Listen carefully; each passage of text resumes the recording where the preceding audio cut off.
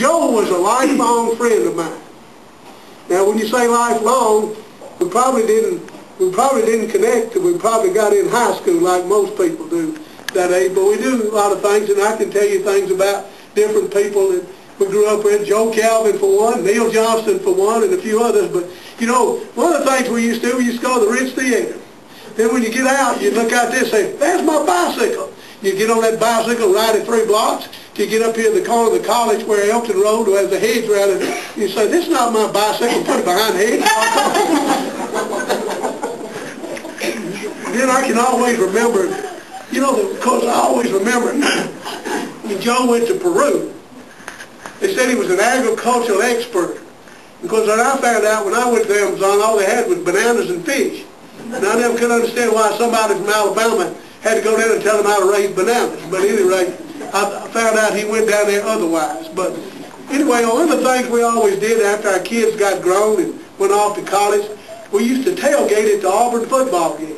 And then we tailgated there behind the Coliseum. And when we tailgated, it's not like today. We actually had the tailgate raised up and we ate out of the back of the car. And one day we were there, and we looked up, and coming down the street was Beth with this young man with a big 10-gallon hat with a big cowboy hat on and boots. And Joe sat there and looked at him, his mouth open, and I tell you, I laughed. I never laughed so much, and I still laughed about it today. But Mike made it, and he's still around. Then, you know, Joe got involved in state government. I told him one time, I said, Joe, do you know what politics is? I said, politics is the art of compromise. And the only compromise you know is if you think it's right, it's right. If you think it's wrong, it's wrong.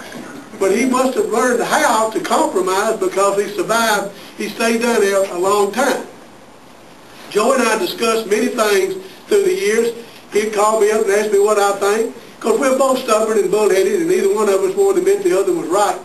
But we did get in one such discussion one time that I want to share with you. It has to do with this museum. We had a supper club.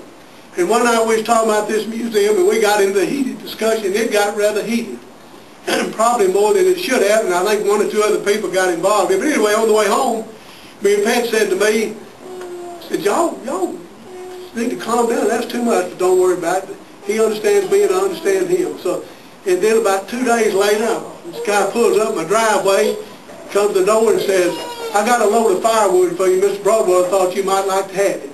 So that's his way of telling me maybe I was right. I don't know.